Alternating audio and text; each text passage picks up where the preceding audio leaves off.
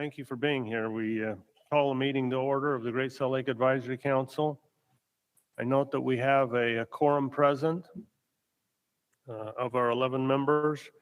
Randy Elliott representing Davis County, Mark Reynolds, alternate Tontrip representing Twilla County, Tom Ward representing municipalities,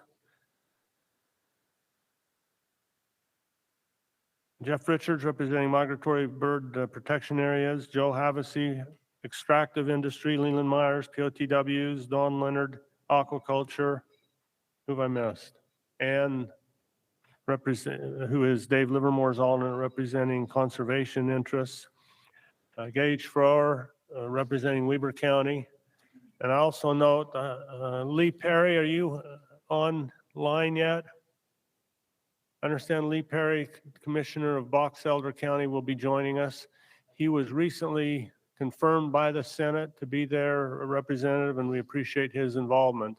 Most of you know Lee from his 10 years of service in the legislature.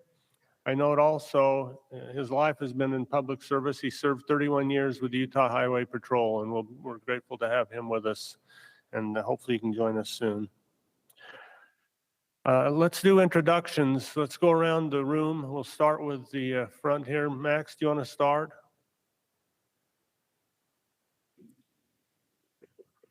My name is Max Malmquist, and I'm with National Audubon Society. Janice Gardner, Sageland Collaborative. Randy Elliott, Davis County. And Neville, the Nature Conservancy. Of Forestry, Fire, and State Lands. Tim Hawks, Brine Shrimp Industry. Jack Ray, the Utah Waterfowl Association. Linda Freitas, Friends of Great Salt Lake. Adam Wickline, National Audubon Society. Emily Hamill, National Audubon Society. Shayla Adams, National Audubon Society. Hi, Marcel Shoup, National Audubon Society, and also the Water Trust. Laura Vernon, Division of Water Resources. Jeff Denblaker, Jacobs. Ryan Doherty, Cargill Salt. Jamie Barnes, Forestry, Fire, and State Lands. Keith Hambrecht, Forestry, Fire, and State Lands. Heather Dove, Great Salt Lake Audubon. Daniel Aziz, Division of Water Resources. Leila Ahmadi, Division of Water Resources. Dwight Slaw, U.S. Bureau of Reclamation. Randy Udy, Bear River Canal Company. I'm Don Leonard with the Great Salt Lake Brine Shrimp Cooperative. Leland Myers, Sewer Folks. Joe Havasey, Extractive Industry. Jeff Richards, Migratory Bird Production Areas. Mark Reynolds, Twilla County. Jim Harris, Division of Water Quality. Thank you. Did we miss anyone? We do have a dozen individuals who are with us online. Welcome and thank you for participating in that manner. The next item on our agenda is to approve the agenda for the meeting today. That was sent out in advance. We received no suggestions for changes or corrections, and so I'd entertain a motion to approve the agenda for today's meeting. Got a correction that was sent in from Tom Ward. Okay, I'm doing the agenda. Then we'll do sorry, the agenda. yeah. Yeah, no, I moved to approve it. The agenda as is. Thank you, Leland. Is there a second? Thank you, Ann. Any debate or discussion? All in favor say aye. Aye. Any opposed, nay. Any abstentions? That's unanimous. Okay, Leland, we have meeting notes of July 12, 2023, and we have one correction and one addition. The correction, if you note on the top of the page, the first three letters of great are repeated. Great. And it is a great lake, but we'll go with just the one great. We'll make that correction. And then Tom Ward submitted some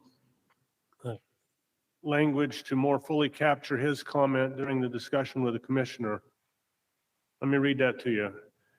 It would read, Tom Ward brought up the issue that the Great Salt Lake low water levels will not be solved without, among other water users, dramatic changes in investments in Utah agriculture and the nearly 75% of the water use in the watershed. This will require major state commitment to agricultural change and investment in alternative lower water use crops, such as the practice of raising alfalfa in the desert and the viability of historic agricultural practices versus modern lower water use and higher return crops to create a win-win for agriculture, growth, economy, public health, and the Great Salt Lake Basin. So it's my understanding, Tom, you'd like that to be read in place of the more brief generalized statement that we had included previously. Yeah, I'm pretty sure I didn't say exactly that, but I was trying to capture my thoughts, if you will. Well, I read the words that you emailed to Marisa, so. Yeah, and so if others think that's good with what I said, then I'd appreciate that. Okay, great. Any questions or comments?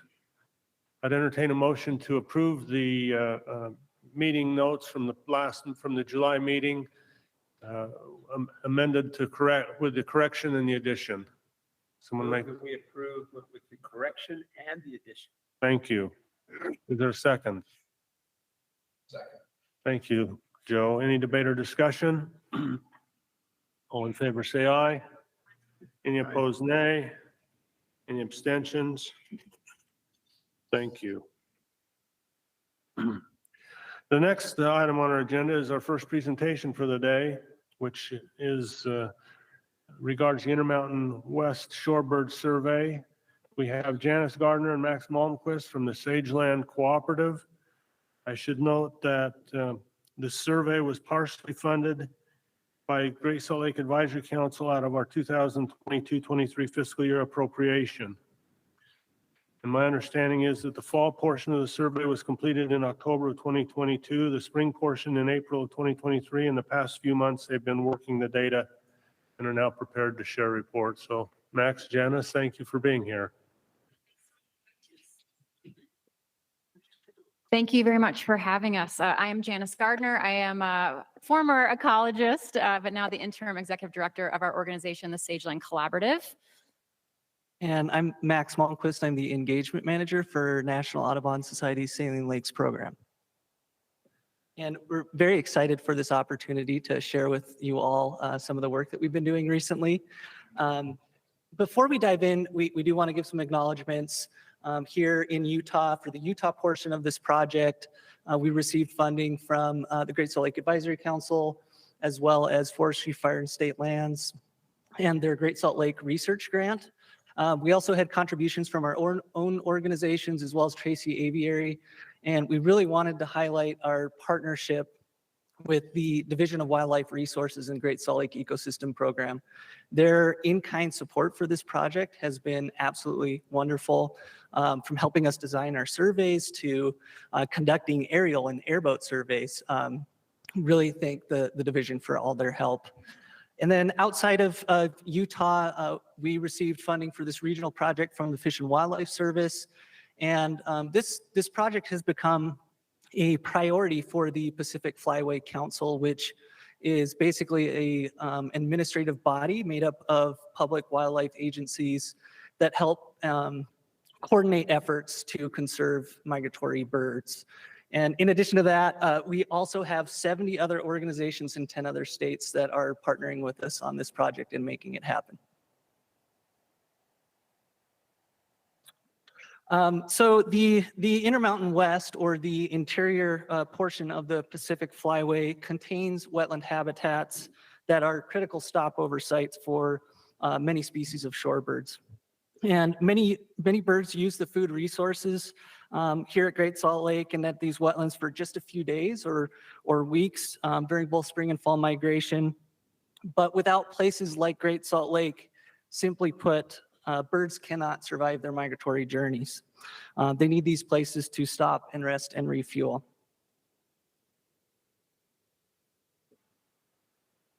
So our goal of this project is to evaluate migratory shorebird distribution and abundance at Great Salt Lake and within the Intermountain West region in order to provide a foundation for management of resources for our shorebirds. One thing that's great about the opportunity we have to study birds during migration is that these birds are coming from these vast areas north of us, and they're heading to these vast areas south of us. And so they're kind of funneled into these smaller wetland sites like Great Salt Lake. And we have like this opportunity to count massive amounts of shorebirds in these short windows. But that also makes it tricky. In order to census birds, you have to have humans out on the landscape at all of these migratory sites in order to capture this, relative abundance from site to site to compare apples to apples. So that requires lots of humans to count all these shorebirds. So how do we do that? It's collaborations, partnerships, and using volunteer community scientists and nonprofits like National Audubon, Tracy Aviary, Sageland Collaborative. We're expert at getting the community involved in this work so we can make big projects like this happen. So our smaller objectives for just the Utah portion of this larger Intermountain West Shorebird survey are to conduct a shorebird surveys with 100 volunteers and professional biologists across Great Salt Lake and several other sites here in Utah. We're also using this survey to subsample particular areas to look at Phragmites management and treatments and learn what we can about shorebirds in those instances. And then, of course, to compare the value of Great Salt Lake wetlands to other wetlands across the Intermountain West.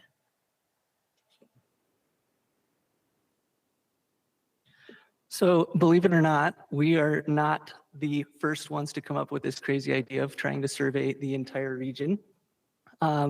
This project is a replication of efforts and methods that were done 30 years ago. You guys, this is way back in the 1900s, before everyone had internet.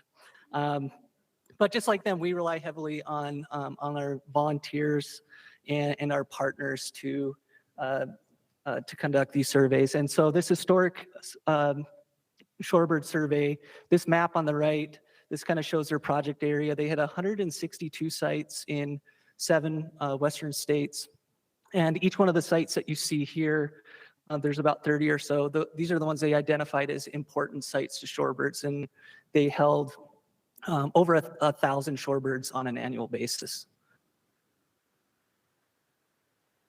And then fast forward now to, this is our updated project area. So we have expanded to basically include the entire interior portion of the flyway.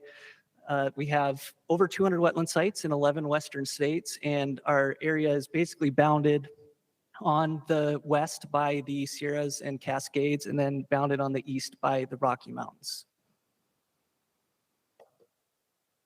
Okay, so here in Utah, we are covering nearly 800,000 acres. That's the size of Rhode Island plus some of Connecticut. Get a little woot woot for the Rhode Islanders in the house over there.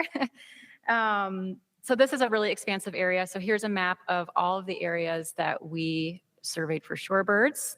And what does this look like? Here is some of a few of the 100+ people that have been contributing. Many of you that are contributing to the shorebird survey are here in this room, which is really delightful. We train all of our surveyors. We have online resources. We have frequent newsletters. So these are really expert level volunteers that we have. Of course, lots of people helping with data recording. The spring survey is just a 1-week window across the whole region. The fall survey is just a 2-week window across the entire region. Here in Utah, we do basically a one big day. So we strive to get all of the shorebird surveys on one big day. And like Max said, we've got our friends at DWR that are helping with airplanes, ATVs, airboats, and we've got people on foot. Did we have any bicycles? I don't know if we did, ended up, but, and vehicles censusing these areas. In the interest of time, Max and I are going to be breezing through some of the results and just providing some summaries. We would love to talk to you more about details. So I've got some printed copies of our preliminary reports. You feel free to grab them or just come grab us after this meeting or anytime. So when we kicked this off in August of 22, so 1 year and 1 month ago, this map shows the water levels at Great Salt Lake. This is from the Wetland Evaluation Tool. This is an online resource available to anyone. So these dark royal blue areas are where the water was.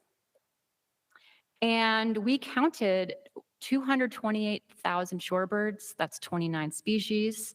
And of interest is that Of those shorebirds, about 75% of them were on lands that are managed by forestry, fire, and state land. Phalaropes were our big species. So this includes Wilson's phalaropes and redneck phalarope. And I think one expert birder turned up a red phalarope. So if you're a birder, you know.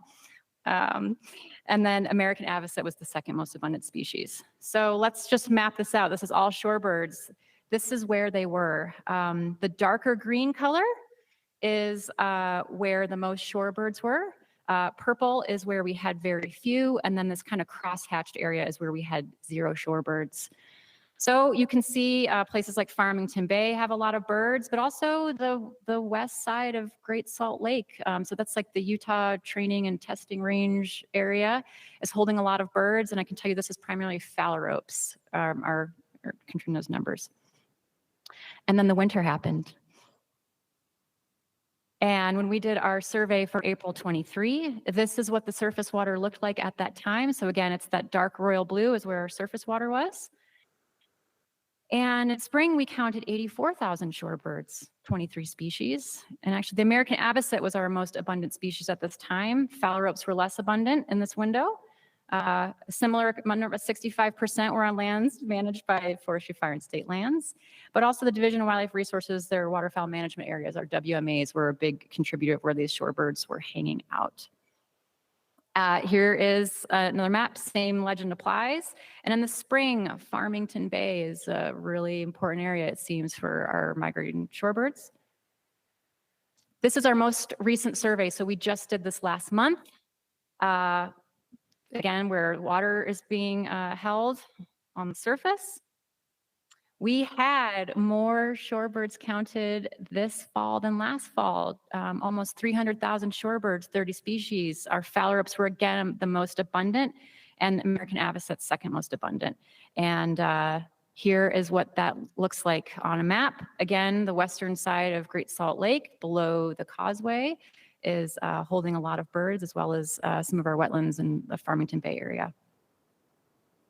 As I mentioned, we're using these shorebird counts to drill a little deeper in some of our survey areas. So I've been working with Keith at Forestry, Fire, and State Lands. So we have further divided our shorebird counts up into these management units. And this, we can start to answer questions about the timing of Phragmites treatments. Does that impact shorebirds in the short term? The timing of water applications, just how many birds are we getting as a result of all the hard work that the state doing is to eradicate, invasive Phragmites. So lots more to come here. And we're really thankful for the partnership with Forestry, Fire, and State Lands on this.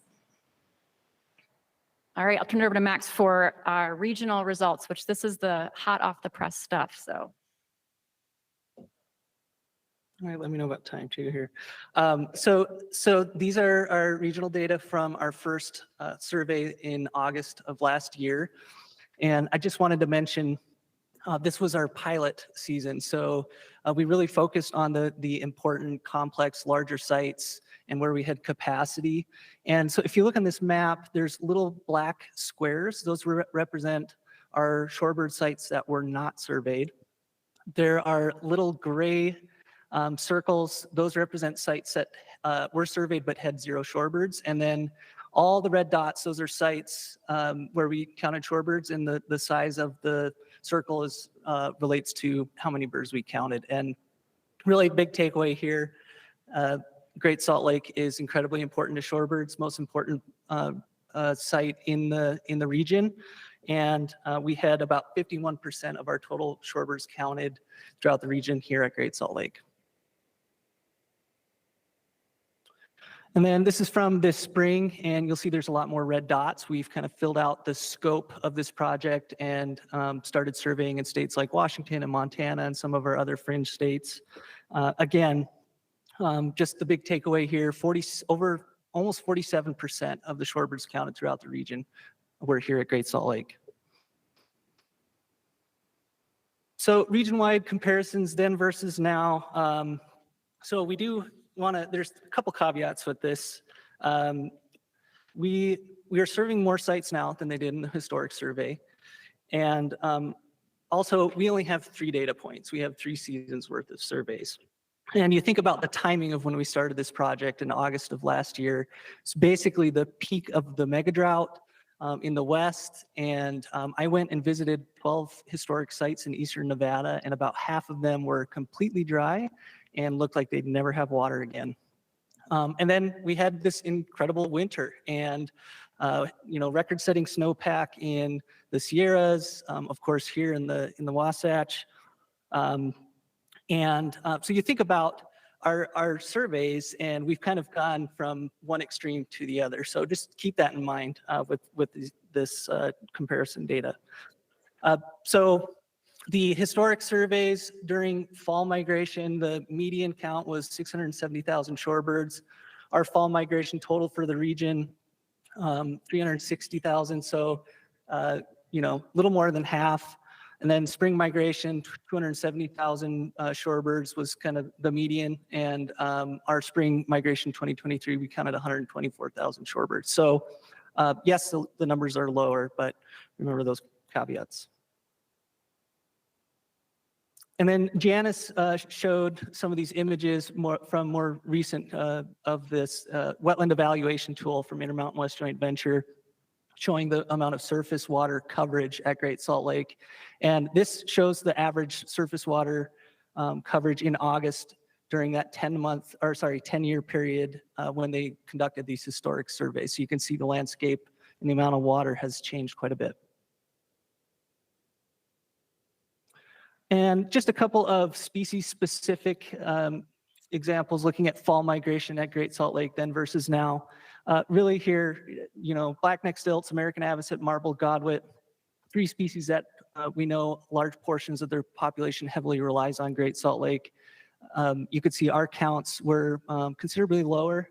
And so on the far side here, fall of 2022, that's our number for the first season, and then fall of 2023, the second number. So interestingly enough, those 3 species, the numbers are quite lower, but if you notice phalaropes, both of our surveys, 165,000, 203,000, quite a bit higher than the maximum count from the historic surveys. Okay, so what's next? As we continue to conduct surveys over the next couple of years, we plan to refine our counts and our estimates, and we hope to have more robust regional comparisons, and we'll use that Intermountain West Joint Venture wetland evaluation tool to compare surface water coverage across the region to shorebird numbers and distribution. Here at Great Salt Lake, we were going to compare shorebird distribution to Phragmites mapping and some of the management for Phragmites that's happening at the wetlands around the lake.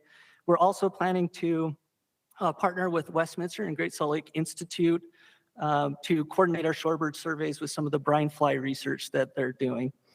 Ultimately, we hope that these data will help inform and prioritize wetland and water management both locally and regionally.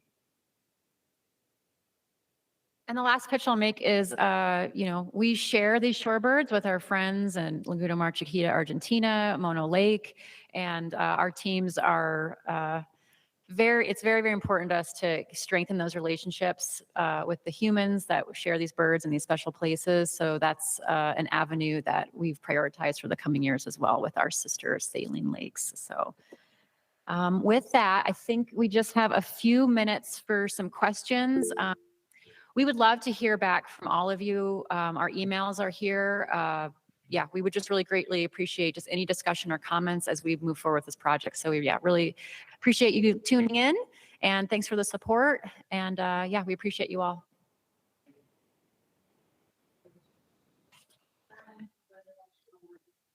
Go ahead, Brian. Would you go with your question? Sure. Can you all hear me okay? Yes. I'm just curious if we were able to get a copy of these slides at some point in the near future, because I think the information is really, really helpful. You bet, Brian. And we also have our preliminary reports that have much further detail on some of these figures. So I'll make sure those get in your hands. I would appreciate it. If you can send them to me, that'd be really awesome. Thank you so much. And I would love to have a follow-up conversation at some point, but we can do that offline. All right? Great. Thank you. Thank you. Thank you, Brian. Jeff. Jeff, is your mic on? This is more of a suggestion rather than just a question. You know, with all of the duck clubs, 15,000 acres, we do really good managing for sago pondweed, but none of us are really, because you got, lay people really managing the duck clubs. We would love a collaborative where we can better manage for shorebirds. We raise lots of shorebirds, but I think we could be doing better. So I think there's a huge opportunity there to work with the duck clubs and increase the shorebird habitat. Well, I can tell you, and because you're supporting this, the duck clubs have been wonderful partners on this shorebird survey for all 3 seasons. And it just brings a tear to my eye, just knowing how much you all value wetlands and the resources you have. So that's amazing. Yeah. Noted and agree. Thanks. Thank you. Other questions? I was just curious if you have attempted to correlate any of the population numbers with conditions in Canada. For instance, Alberta and Saskatchewan have been in drought for several years, and how that may affect the number of birds coming through the Western United States. We've been thinking about it. That's something that is definitely on our minds. The health of the ecosystems here locally, of course, is important during migration. But a lot of these birds, the majority of the rest of their annual cycle, they're up on their breeding grounds north of us, or they're in Central or South America, and things that happen in those areas can also impact their population. So, when we do get to a point where we do an analysis, that's definitely something we'll factor in into how we kind of message things. And our friends in South America have been doing a very similar survey, mostly volunteer driven in South America, to census the winter birds, or our birds are there in the winter. And so this is the kind of synergy that we're just hoping to keep growing into, is like collaborations with our sister saline lakes and wetlands across the flyway. So. Other questions?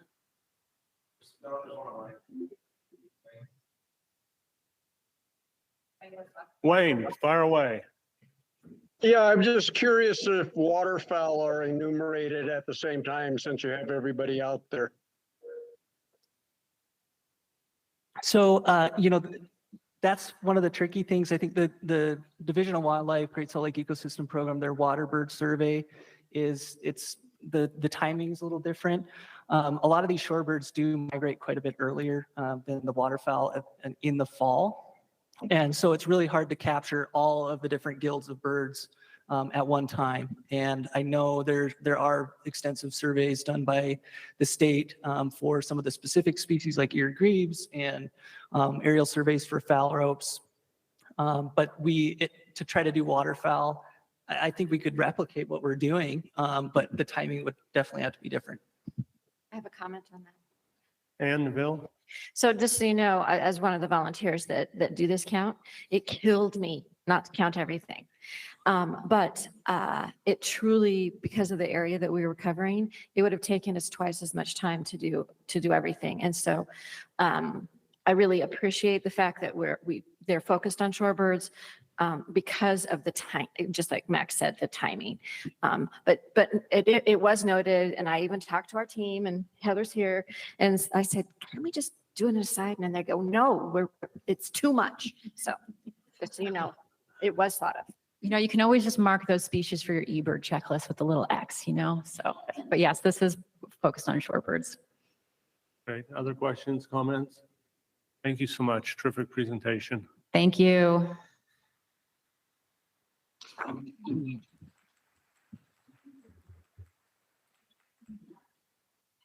We'll now have Laura Vernon to give us an update on the Great Salt Lake Basin Integrated Plan.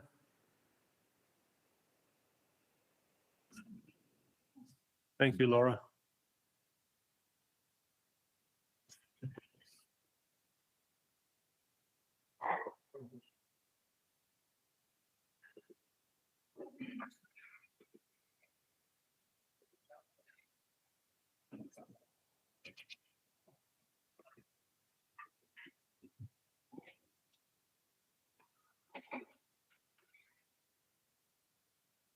All right. Good morning, everyone. It's so great to be back here. Thank you, Great Salt Lake Advisory Council, for having me talk about the Great Salt Lake Basin Integrated Plan. As many of you know, we have been hard at work at this plan for about the past 6 months. developing a work plan. I'll tell you all about that in just a minute. But I wanted to also send regrets from our director, Candace Hassenegger, who's traveling in Alaska for work. Today, she would have wanted to be here to relay the progress to you, but is traveling about. So with that, I'll just go ahead and tell you what we've been up to.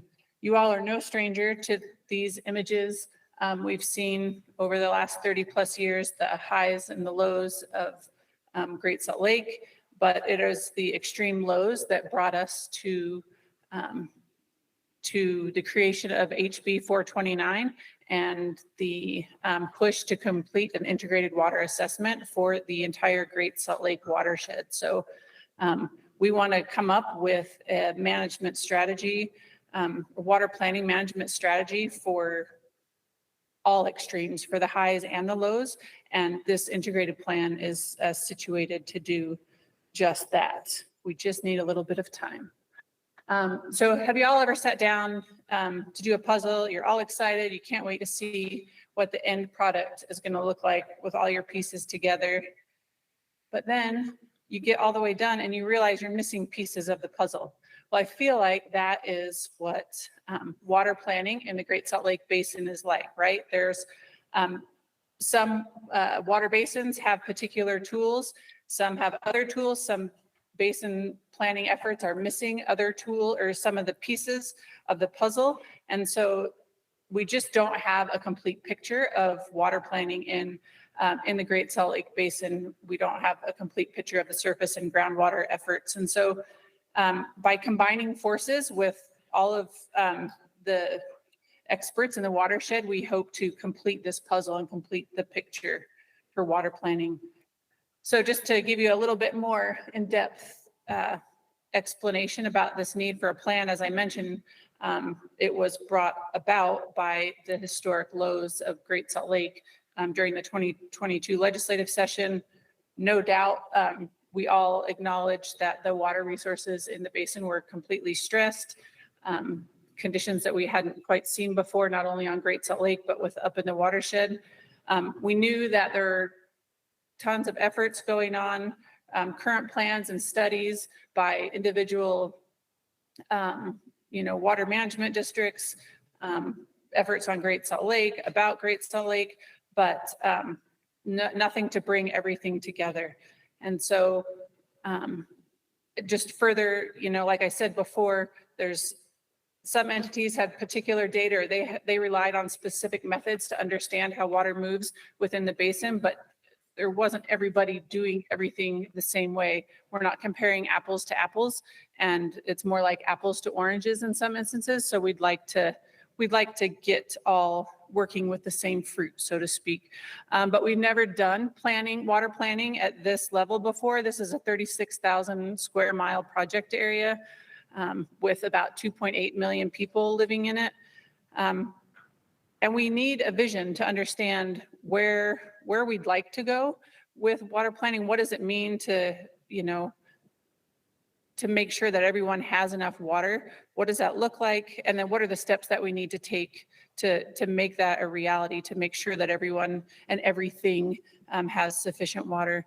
We need informed decision-making. I know many of you in this room are often asked to make decisions and prioritize what we need to do to make Great Salt Lake an even greater place. And we need the tools and the science to back that up. We need to understand what's happening upstream in order to make effective management choices downstream.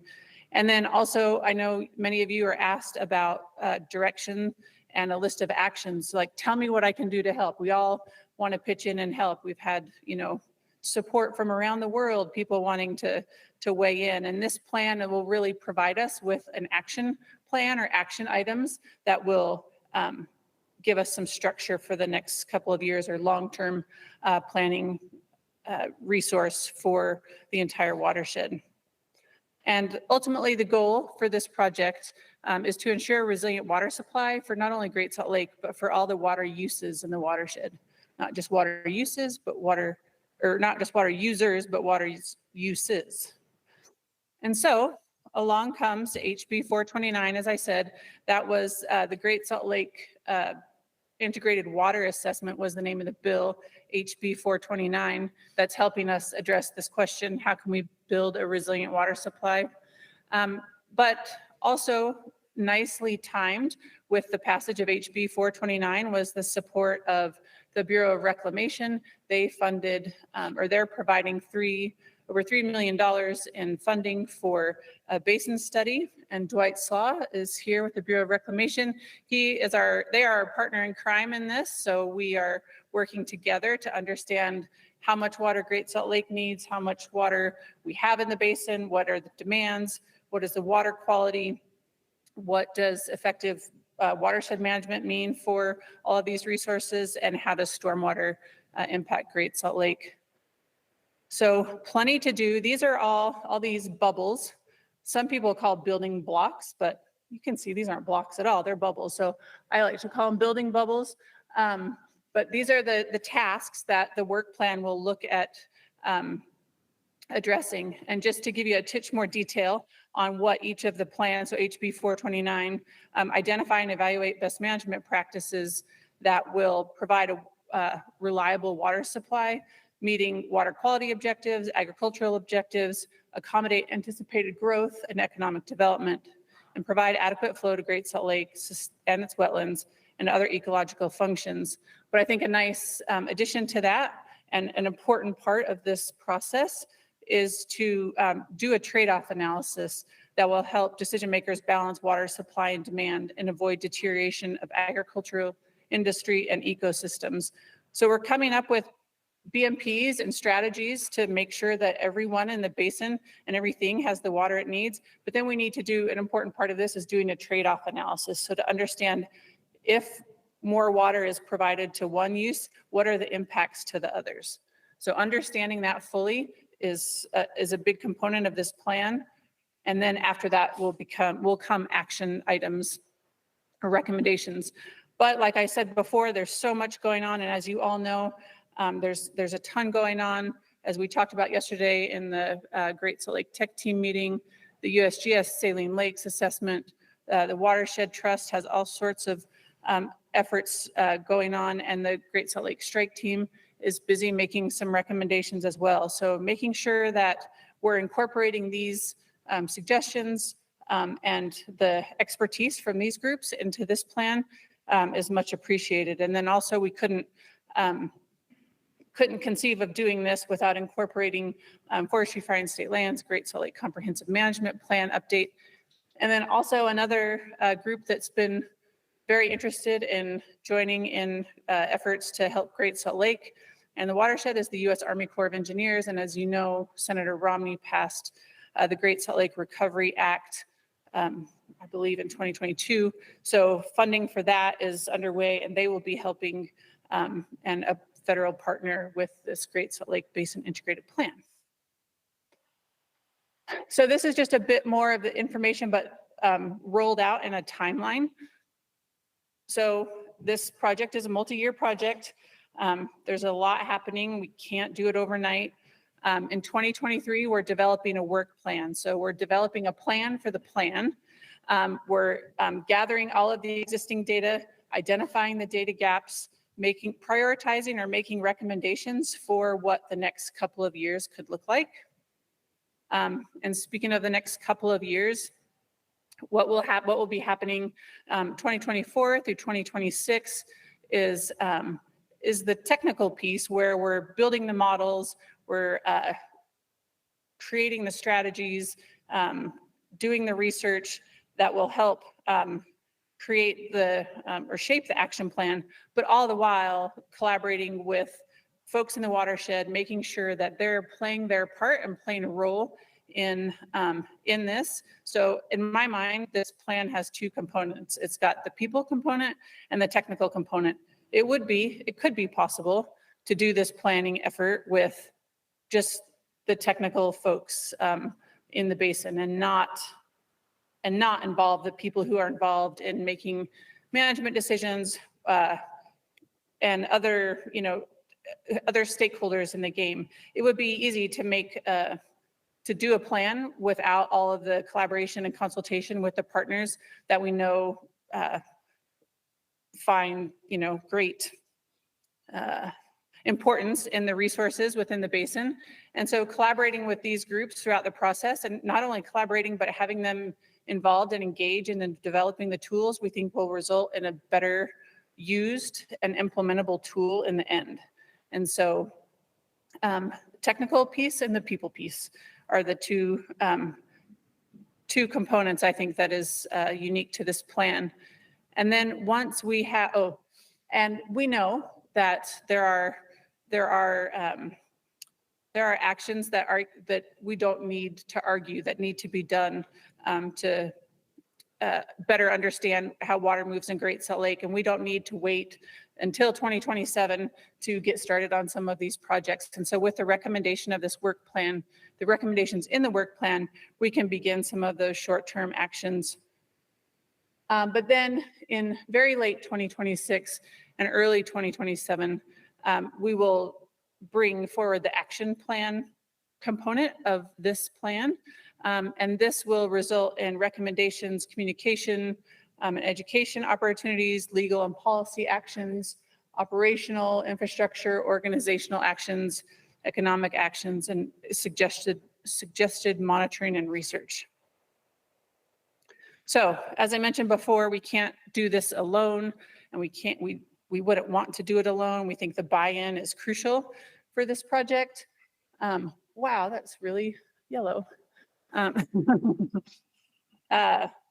So these are the folks who we have been, who we're proposing to work with on the basin planning part. Remember, we're just in the work plan part yet, so we haven't formed a lot of this bottom stuff yet. So just to start off at the top, and I keep thinking about the phrase "one ring to rule them all," which I think is where the first time I heard that was in one of these meetings. We're talking about the Great Salt Lake Commissioner, so he is has the one ring that rules them all. But then under Commissioner Steed, we have the Division of Water Resources and the Bureau of Reclamation kind of keeping the big picture approach. And within those, we have asked two groups to help us. We have the Great Salt Lake Basin Integrated Plan Steering Committee, and those are stakeholders within the watershed. And some of you are involved in that group here, and they're helping with big picture items. Their task is taking the efforts that we're doing out to their communities and getting feedback and bringing the feedback back to us. And the Great Salt Lake Basin Integrated Plan Advisory Group are the state and federal partners who have management responsibilities within the basin. And so these two groups will be working with us throughout the entirety, talking together, and also just keeping tabs on the project. But as we dive into the integrated planning part and start to create the water budgets for each of the basins, we envision having steering committees for each of the basins. So we know that, the technical experts in the Weber River Basin, they're going to know the best about what's happening, how water moves in their backyard. So we want their expertise, and we will be working with them, utilizing the experts within each of the basins to help us create the water budget. So we'll have the central database where all of the tools and data is collected, and then creating a water budget for each of the basins. As you see, Great Salt Lake Advisory Council is listed up there. Simply as a placeholder, we are looking forward to discussions with you all about how to be involved over the next 2 years. But we want your expertise in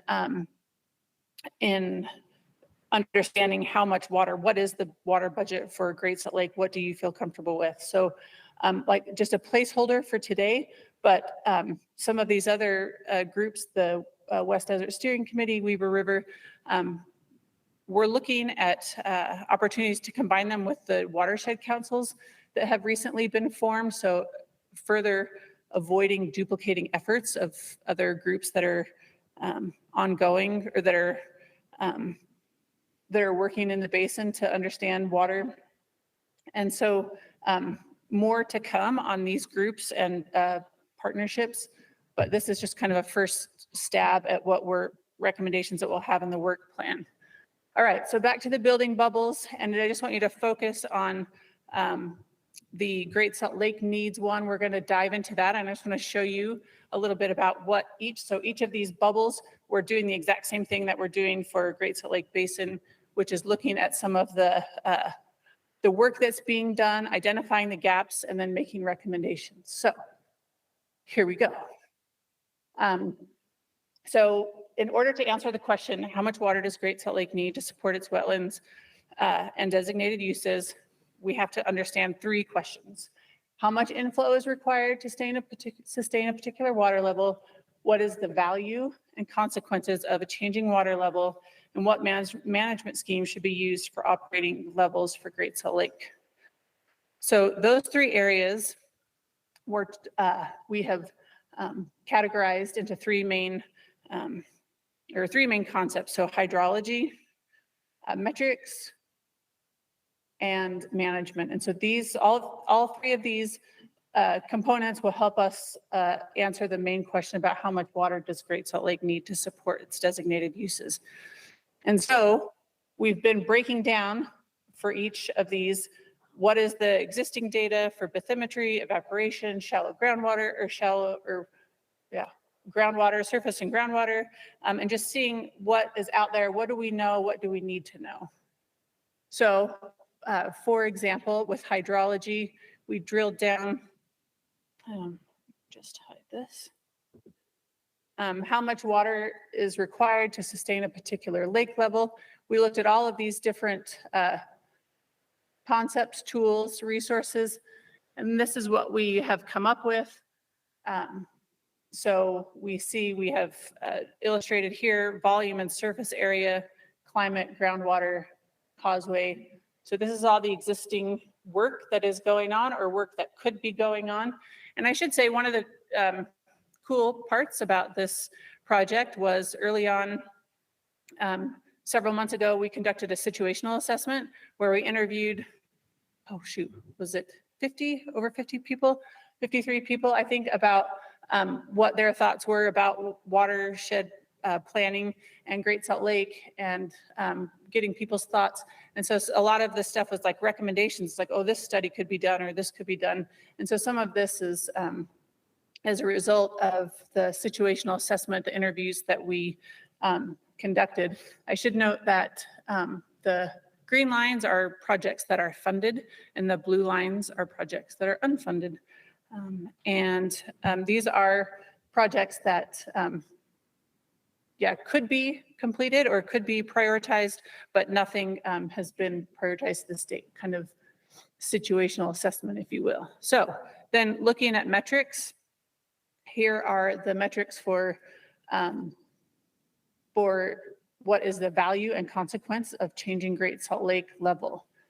And then hopping over to all of the components in there, we know that metrics for, how much water is enough water in Great Salt Lake are going to be primarily measured by dust emissions, bird use, and salinity. And so we need to make sure that we understand all of these concepts, and these are some of the projects that are going on or we think should be going on.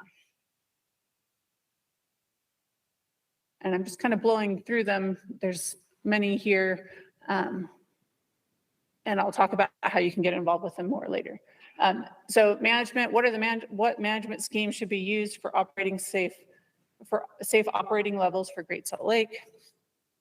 And then this is not as refined yet, but you can see, of course, the leading project here that needs to be completed is the comprehensive management plan and mineral leasing plan updates for Great Salt Lake. And then several other possible management tools that could be considered.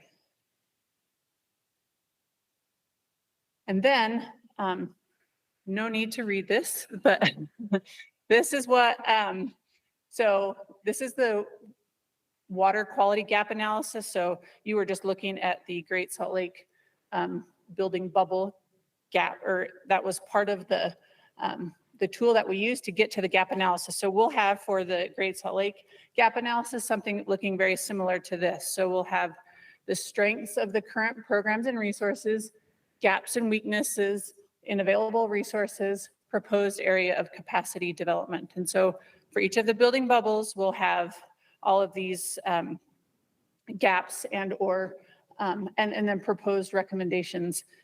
And then from there, we'll wrap up the work plan with kind of a prioritization or recommendations of the studies and the strategies that could be completed in 2024 and 2025.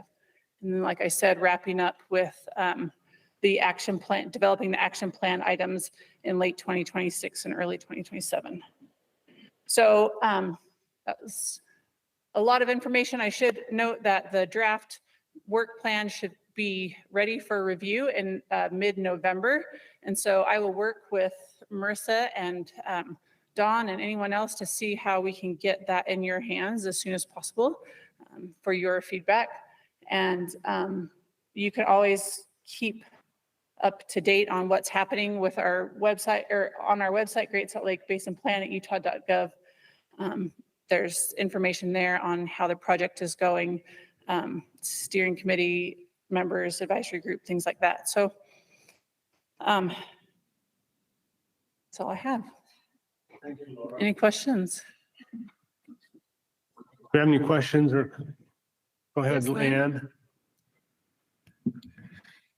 Thank you. This is amazing. And luckily, this is the second time I've been able to see part of this presentation, and it's very helpful to start ruminating on everything that goes into this. You need to hear it at least like 2, 3, Oh, 5 at least, times. at before it least, starts to make because sense. it is so complex.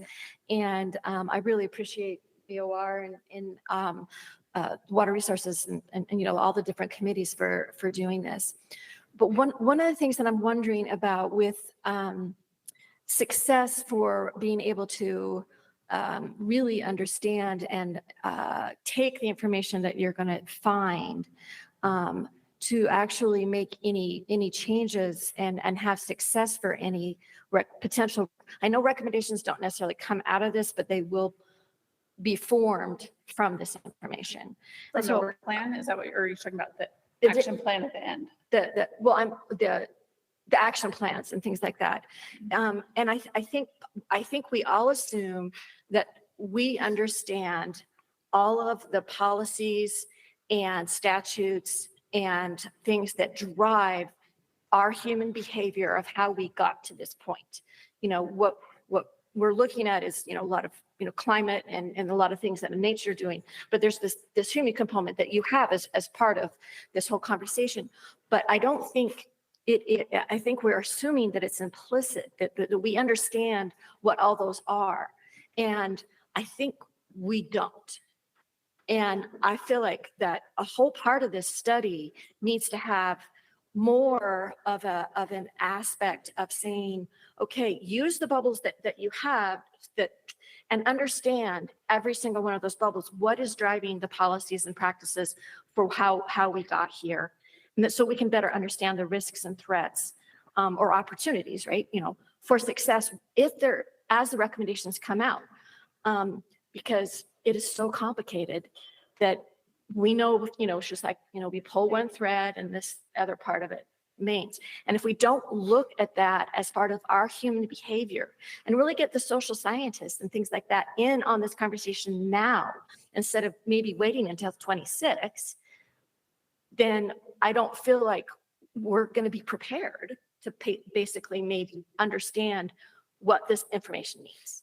No, I appreciate your thoughts and I agree 100%. I think the human component of this is vital. We can't do this without the, you know, the connection, the social connection, the support in that sense. I think there's no, you know, kind of like what you're talking about the human impact of this is there's no real connection on the story for water use in the basin and how we got to where we are. And if we could kind of start to connect on that story and understand better together, the opportunities for buy-in and support would be greater. And maybe more productive policy as well. Thank you, Ann. Laura, other questions? Lynn, you had a comment or question? You did mention updating the 2013 Great Salt Lake Comprehensive Management Plan, and I was wondering, where are we on that? Thanks, Lynn. We are currently almost ready to put out an RFP to contract that management plan. It hasn't been done yet. And I think it's worth noting, we received this money, I believe it was in the 2022 legislative session, but with everything going on with Great Salt Lake, it's been really hard to plan and figure out how to update a plan. And so some of the key things that we were getting done before we updated that plan was the water trust, number one, getting that set up. And then number two, working on lithium rules and seeing how those interact with the mineral companies, with the lake, everything like that. So we're getting close. So I would expect within the next couple of months, we'll have an RFP out to start working on that. Thank you, Jamie. Thanks, Jean. Other questions or comments? Yes, Jeff. Yeah, thanks, Don. First of all, I just want to reiterate what Ann said. I really appreciate all the work. This is a tremendous thing that's never been done before, and this is an incredible plan. The question I have is whether or not the application of this plan, I know there's a lot of collaboration from without the sovereign lands, but the question I have is whether or not you actually have a footprint of application for the plan ultimately, whether it's just on sovereign lands or whether or not you intend to include the WMAs, the duck clubs, because, as we all know, the ecosystem doesn't stop at sovereign land boundaries. And all of these surrounding wetlands are just vitally important to the Great Salt Lake, not to be considered differently, but I think considered in whole of the Great Salt Lake. And I just wonder if you view those sort of outside boundaries of the sovereign lands as being a collaborator to or within actually the scope of footprint of the plan. I hope that makes sense. Great question.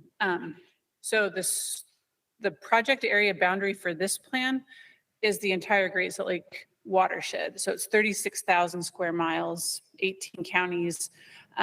There's actually no distinction with the meander line in Great Salt Lake. We're looking at the entire watershed. So we would look at waterfowl management areas or duck club areas, just as we would the lake or river systems. So I think it's all kind of looked at it in one exciting piece. Like, it's daunting because it's so big, but it's exciting because, we're looking at protecting and ensuring the sustainability of Great Salt Lake by looking upstream. And that's what I think is so exciting about this, is where we're not just, only looking at the below the meander line, but we have to find solutions up in the watershed.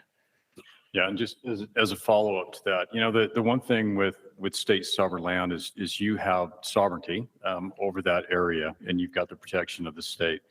And same with the WMAs, I guess, as well. But what the duck clubs don't enjoy is sort of that protection, that state level protection. I know mosquito abatement, for example, would love to see nothing more than our duck clubs go dry, because inmates are getting, remarkably bitten by mosquitoes. Surprise, right? We don't have that kind of protection. And I think having the duck clubs included kind of in the plan, not just to be a collaborator to the plan, and getting some of those protections, along the way, I think are incredibly important, not just for the duck clubs, but for, as a holistic outcome for the Great Salt Lake. Because, without those wetlands, in dry years, where do the birds go? We've had more, shorebirds, more waterfowl than the Great Salt Lake has for a number of years. And without us, I think there's a huge loss, and the WMAs too, to the Great Salt Lake. And I think we need those protections that come out of this plan ultimately. Yeah. Great. That's a great point. Thank you. Thank you so much. Yeah.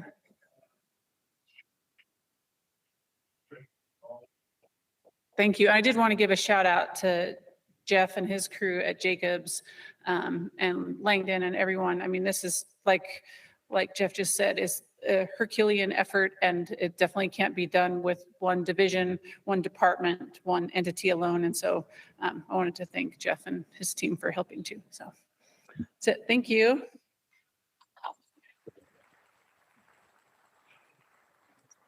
The advisory council has a number of pending projects, and I've asked Marisa if she would provide an update on the status of these projects.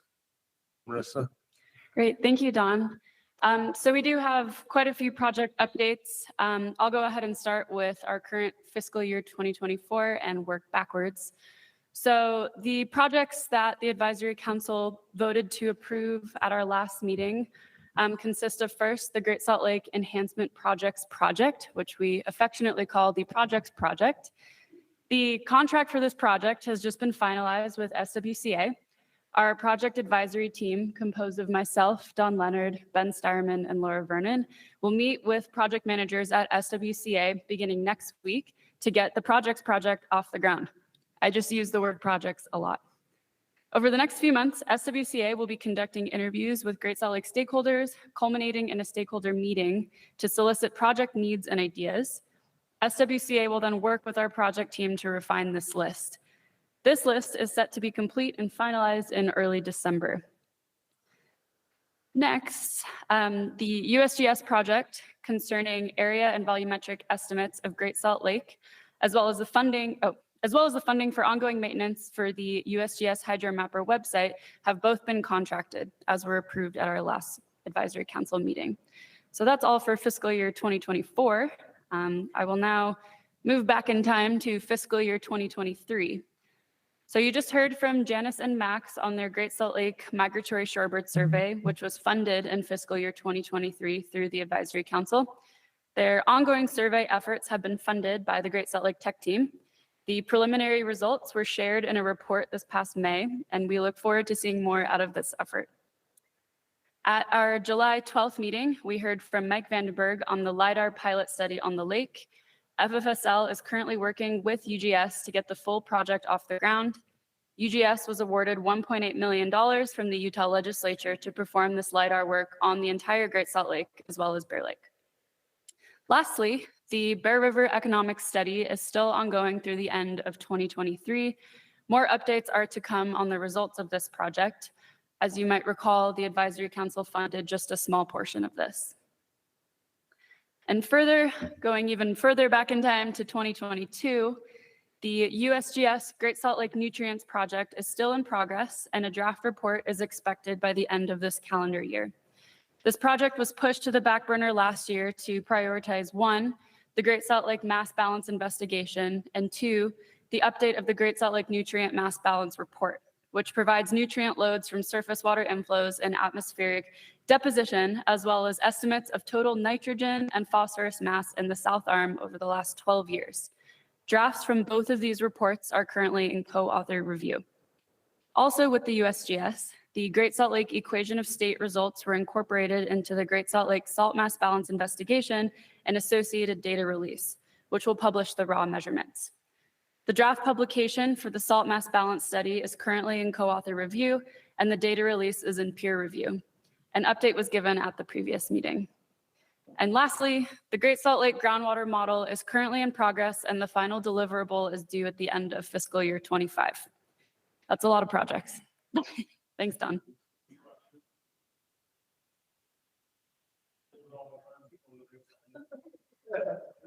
Great question. Mr. Chair, we can't hear you. Now, can you hear me? Yes, thank you. So sorry about that. I forget to punch the button. Yes.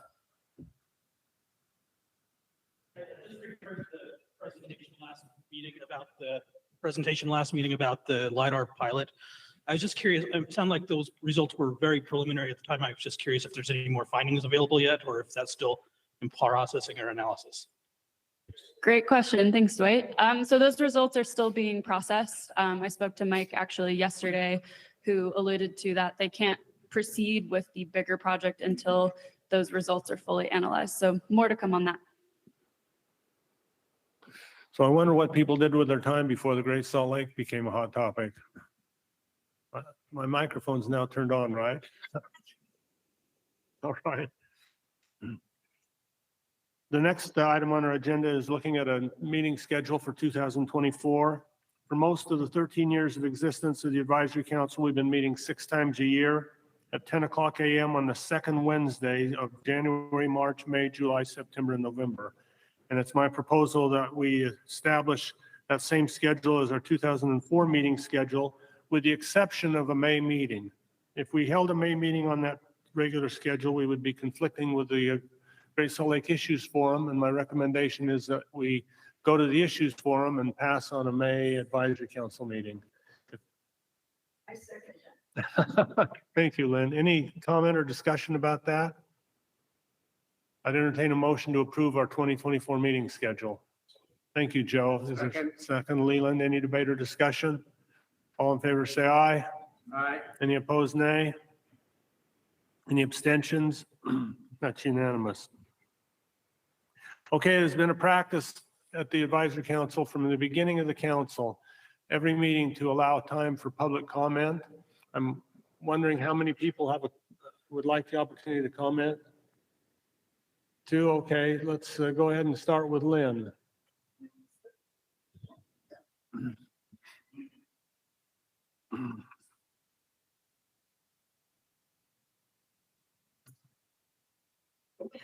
Thank you very much, Don and the Advisory Council. I was asked to provide an update on the Promontory Point Resources landfill proposal. I'm going to give you a little background and tell you where we are today. In 2004, Promontory Point landfill was first permitted as a Class 1 municipal and industrial landfill that would be in-state waste.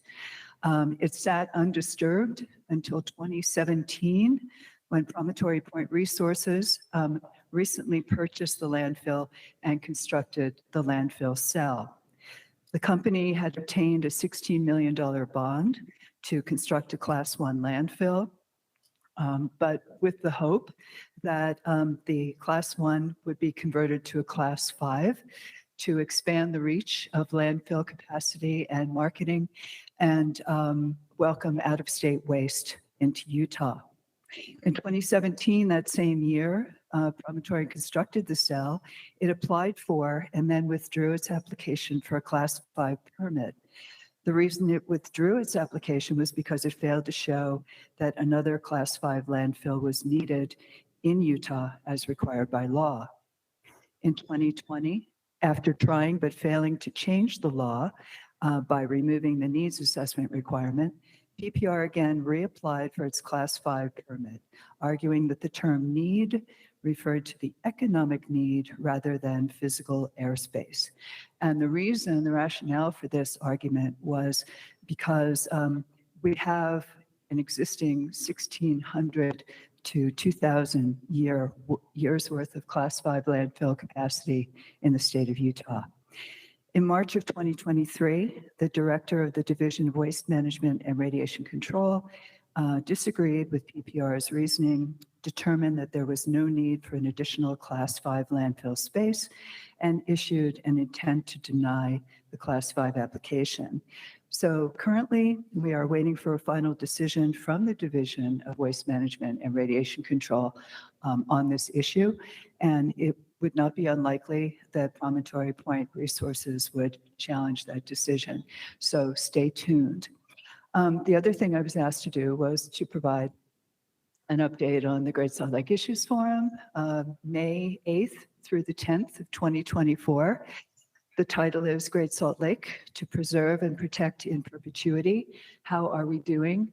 Obviously, it's a rich field to develop programs with all that's going on. To Don's point, you know, with the Advisory Council, with the funding of research that is coming through this body, but also the Great Salt Lake Basin Integrated Plan, there is an extraordinary amount of information to pack into 3 days in May, but we're going to work on that. And I've asked Brian Steed to help with developing the program, and also Joanna Antawada at USU in the Department of Environment and Society. It'll be 3 days We'll have a poster session.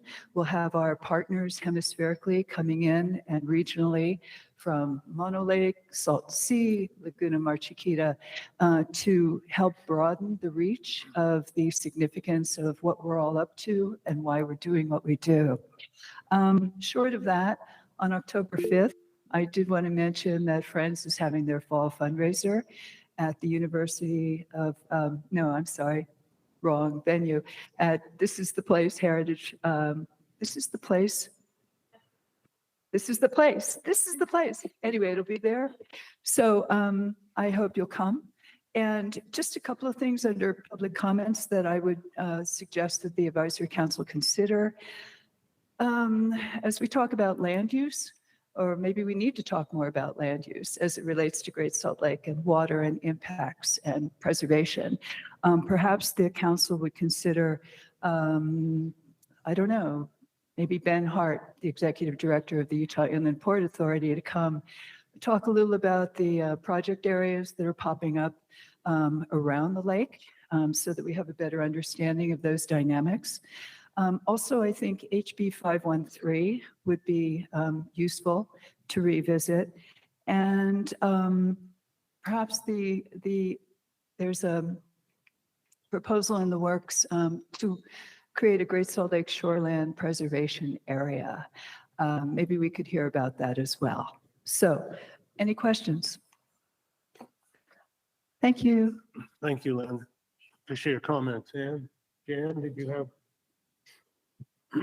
Thank you. And just to add to everything that's going on, the League of Women Voters of Utah has completed an update of its water study. There were 4 studies previously going back to 2009.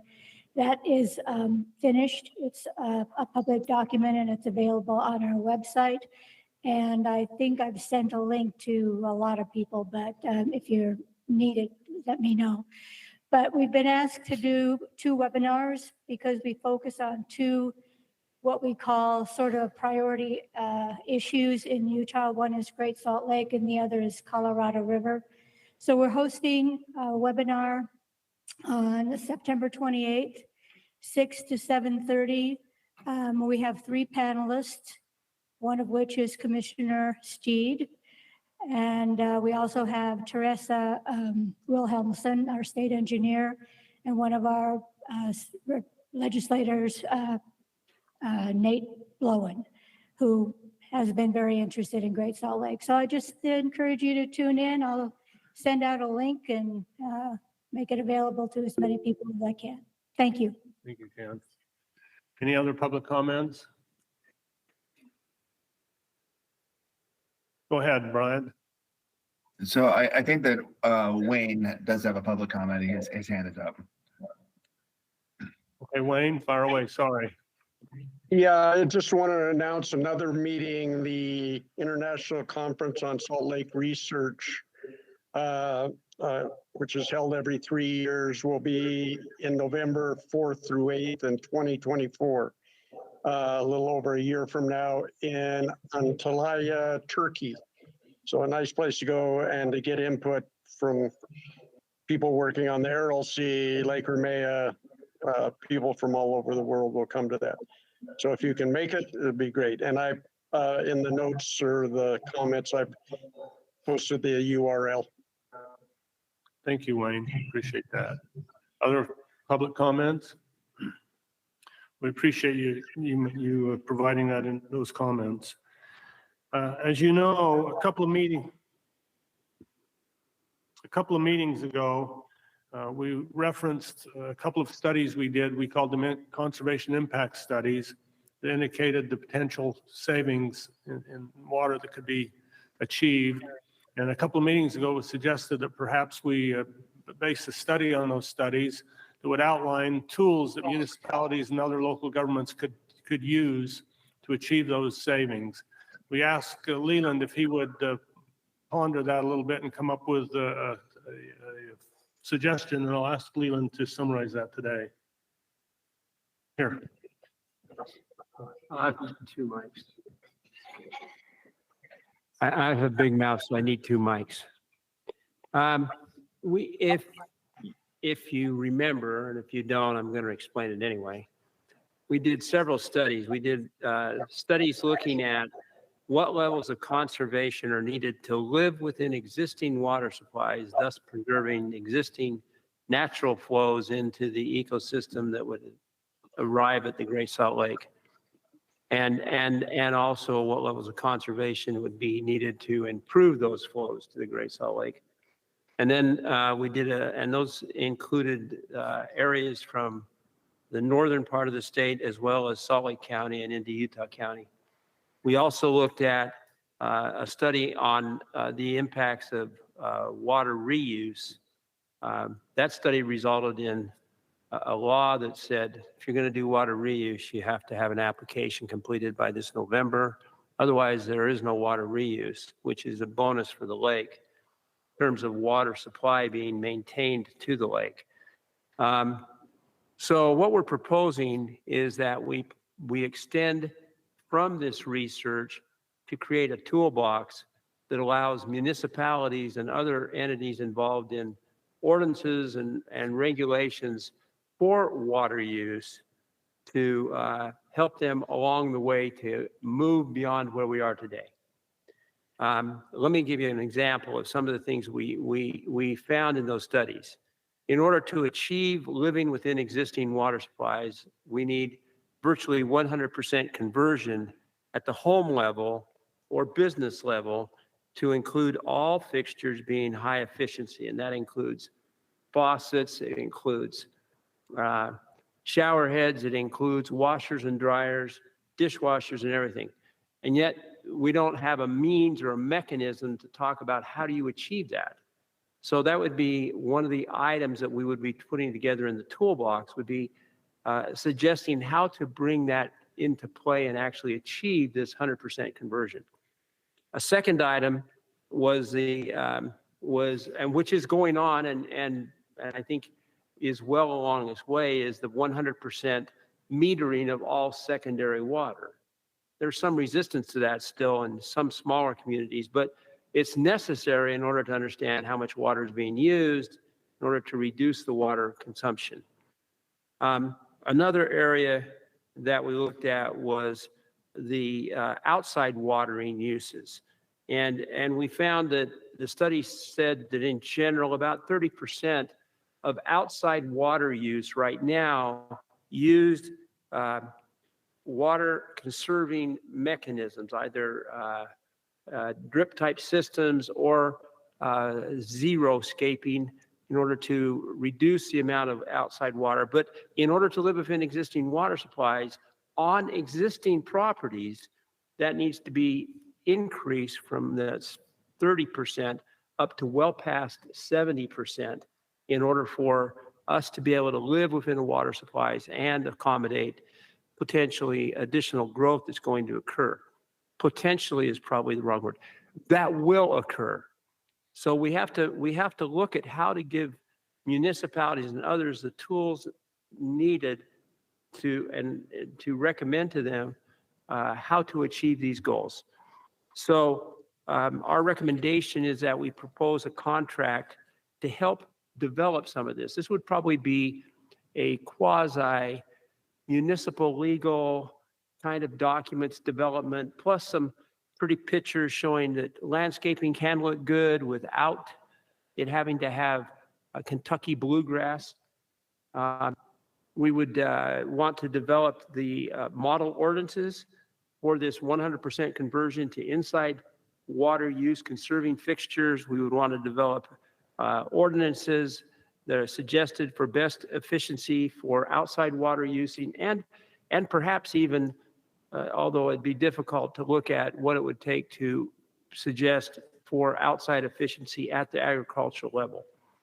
So all of these things would be included in this. We would put together, in addition to the actual ordinances, we would also have a recommended means or public awareness campaign that would needed to be undertaken in order to achieve success with these programs. And we would want to somehow look at how we can develop collaborative efforts with industry and business You know, it's like if you go up to the University of Utah, there's a lot of green grass. And so we need to have partnerships with these kind of institutions in order to try and bring about this conservation at the level necessary to live within these existing water supplies. So the suggestion is that we produce a study that would include a toolbox of these kind of items. Let's see, thumb suck is that we could probably do it within about $50,000. What we would propose to do is put a contract or a proposal out that would say, and you're limited to this amount of money, and we're going to ask you to do as much as we can within this structure to get what we can in the toolbox. Thank you, Leland, for summarizing that. Any questions, comments? See some personality. Mr. Chair, we need you to speak into the mic. Thank you for the reminder. I would just say that this is very exciting as far as a proposal. And as I recall, in the December 2020, the HCR 10 steering committee, that working group that created a report, this was one of those areas as far as enlivening, relationships and tools with municipalities and industries and water use and land use. So thank you very much for taking that initiative. Thank you, Lynn. Other questions or comments? Use of the advisory council? Yes, go ahead, Marcel. Thanks. Can you hear me? I would just add around that, there are a couple of other initiatives going on similarly. So hopefully when you embark on that, the consultants who take it on will be able to build on what's already out there, both in terms of what's being done with the integrated land and water planning effort and some of the work that some of the conservancy districts and others have been doing. So I'm sure that's on your list, but I just wanted to remind you. Thank you, Marcel. Thanks. And if you tell me who's on that list, I'll make sure we coordinate. Send me an email. Other comments, questions? I'd entertain a motion to approve this as a project for the advisory council funding. I would make that motion. Thank you, Leland. Thank you, Randy. Appreciate that. Any debate or discussion? All in favor, say aye. Aye. Any opposed, nay? Any abstentions? That's unanimous. Thank you, Leland. Okay, do we have our next meeting on November 8th? And we have a few items. I was looking for my list. The water trust, we'll have an update on the water trust. We'd entertain any suggestions for other topics for that meeting or future meetings. Anyone have any suggestions? Okay, I noted Lynn's. Thank you, Marcel. I would just, this is related to Lynn's suggestion, but given the fact that I think Forestry, Fair and State Lands and Water Quality will have a rulemaking during the latter part of the year related to HB 513, it might be interesting to hear from them, but maybe some people would think it's not interesting, but I would just suggest that might be another topic. Thank you, Marcel. Other suggestions?